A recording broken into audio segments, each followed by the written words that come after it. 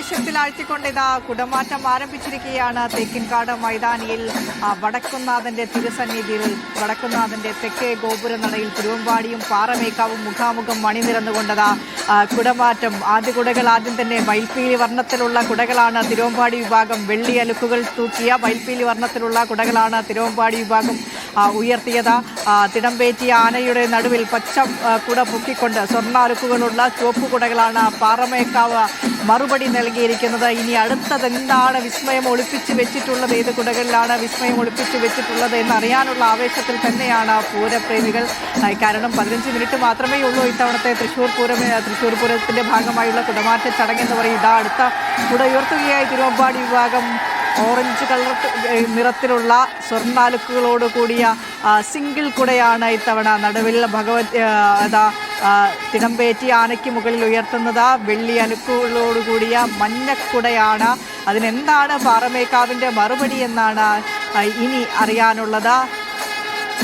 തിരുവമ്പാടിയുടെ കുട താഴ്ന്നിട്ടില്ല. നേരത്തെ ചുവപ്പും പച്ചയുമായുള്ള ആ കുടകൾ തന്നെയാണ്. അടുത്ത കുട ഉയർത്താനുള്ള സമയമായി.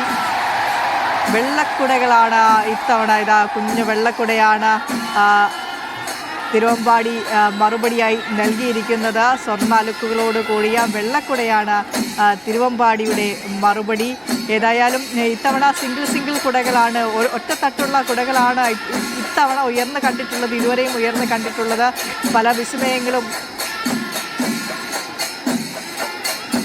പല വിസ്മയങ്ങളും അങ്ങനെ ഉയർത്തി കാണിക്കാനുണ്ട്.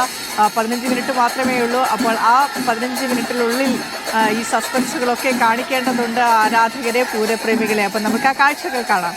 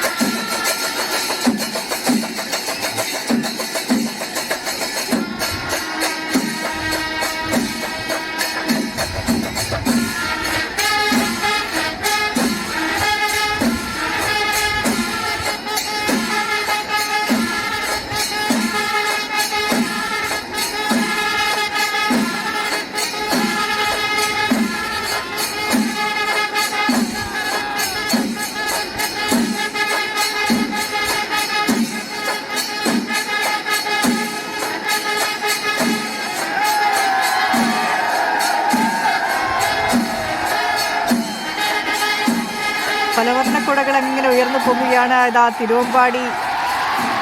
തിരുവമ്പാടിയുടേത് നീലക്കുട ഉയർത്തിയാണ് പാറമേക്കാവ് ഉയർത്തിയ കറുപ്പ് കുടകൾക്ക് തിരുവമ്പാടി മറുപടി നൽകിയിട്ടുള്ളത്.